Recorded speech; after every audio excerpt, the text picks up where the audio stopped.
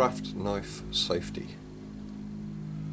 Before using a craft knife, please consider using pre-cut materials or consider using alternative tools such as the laser cutters. If you still have to cut your material down, consider using alternatives such as desktop trimmers, guillotines, or even scissors where appropriate. If you need to use a craft knife, make sure that you are using an appropriate knife and that it is in good condition before you start. It is important to keep your blades sharp and your handles free from dirt and damage. Also, make sure you are working with a suitable cutting mat and a steel straight edge or safety ruler. Here we have several knives.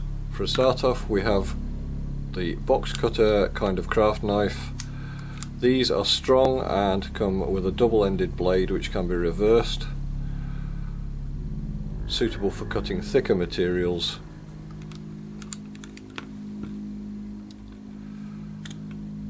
These knives are less substantial, but they can still be used fairly effectively.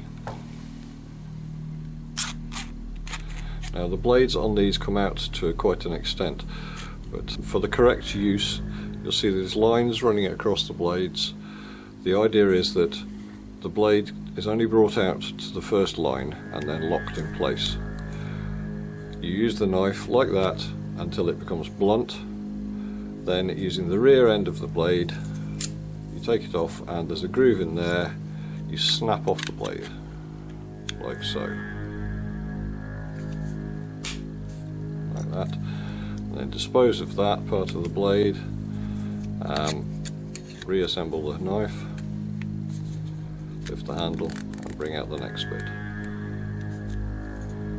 Then make sure you always retract the blade when you're not using it.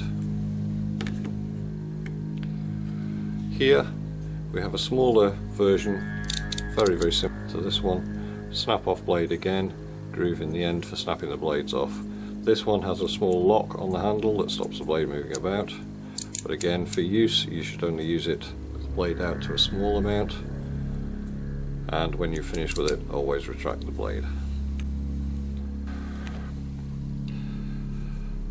These are surgical style scalpels.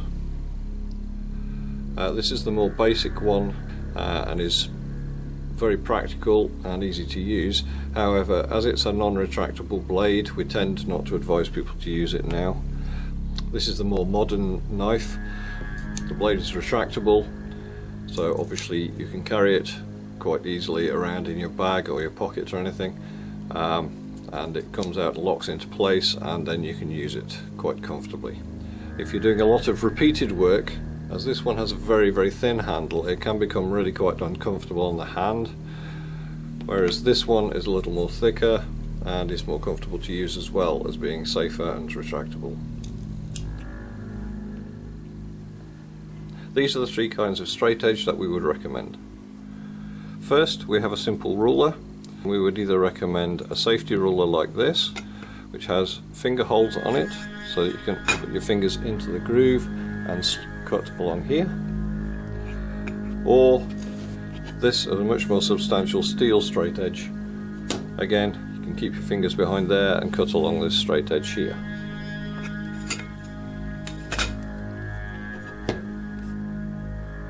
Now that we are ready to start cutting, if you are unsure how to use the equipment, then please ask your tutor or ask one of the technicians. Firstly, make sure you have a clear working area, lay out your material ready for cutting,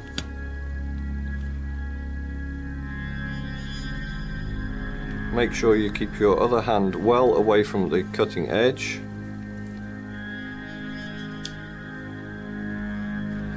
You should never cut towards your hands or any other parts of your body. And as you're cutting, do not press too hard.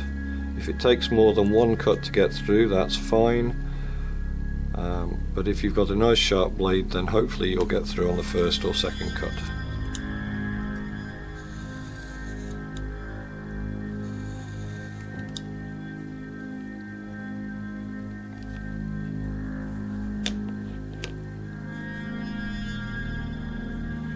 Now, while you're using your craft knives, always be aware of what is going on around you, as it's possible that other people might bump into you while you're using your craft knife.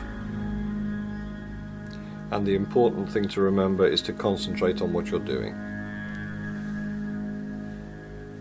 It is also important to consider how you are going to store your craft knives. Obviously these two knives have retractable blades, so it's nice and easy to close them up, and then you can put them into a pencil case or a toolbox and they'll be perfectly safe. However, these blades, which do not retract, are a lot more tricky to store, so always make sure you either have a cork or maybe a rubber eraser or something like that that you can put onto the end of the blade to make it a little more safe. We have plenty of corks in the workshop. If you need one, just pop down and see us and we can give you one. Never leave open knives unattended on desks. Never leave them on floors or chairs, etc., where others might not expect to find them. And never put unprotected blades in your bag or pocket. Maintenance of your craft knife. It is particularly important to look after your craft knife, to keep the blades sharp and to replace them regularly as you use them. Take care when changing the blades on the surgical craft knives, as they are particularly sharp. Now with these kind of knives, push it out that far it's ready for use, but if you then press the button down again and push it further, the blade comes out that little bit extra. To remove the blade, put your finger underneath the blade there, lift up the back end and then slide it off like that. Once you've done that, you can dispose of your blade in a suitable sharps bin. There is one of these on each floor in the school. Just pop your blade in and away you go. On the larger craft knives, they come in various shapes and sizes. This particular one has a button on here which opens it up and the blade just pops out and you can dispose of it that way. If you're unsure how to get the blade out of your craft knife, pop down and see one of the technicians and they'll help you out. To put a new blade on to one of these surgical craft knives, there are grooves just inside the tip on either side there which fit the grooves on the blade here. Put the blade on, slide it in place and it clicks into place, and then retract it down ready for use. And you're ready to go.